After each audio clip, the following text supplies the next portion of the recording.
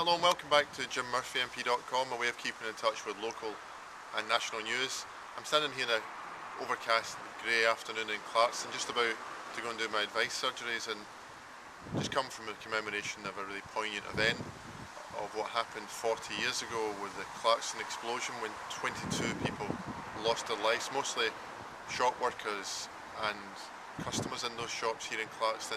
I'm told by those who were there that day that it was a day very much like this, and it's one of the things, of course, that Clarkston is renowned for beyond this area. Terrible loss of life and carnage, and those who were injured. And the important thing about today is that the relatives, those many people from the local area, all the churches from the local area came together just to commemorate the lives of those 22 who were lost and the many others, and also to pay tribute to the bravery of those from the emergency services who rushed to the scene expecting to perhaps be dealing with a small collapse or a small fire, but to come and look like a scene from a Second World War explosion. So I think that was a really poignant way for the local community here to join with the families to commemorate that loss.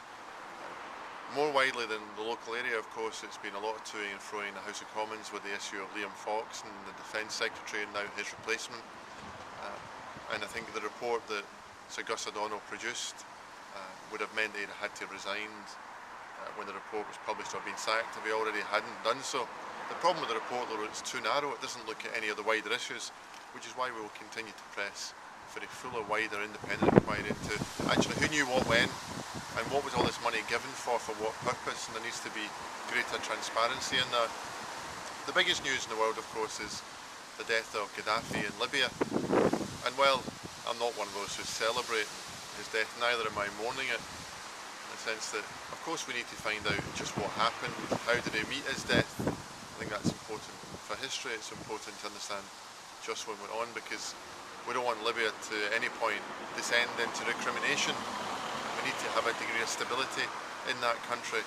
But what we should be doing, rather than just thinking about what happened to him, is looking at just how so many people were allowed to die in that country and try to remember their fates and their families, rather than continue to discuss Gaddafi's fate.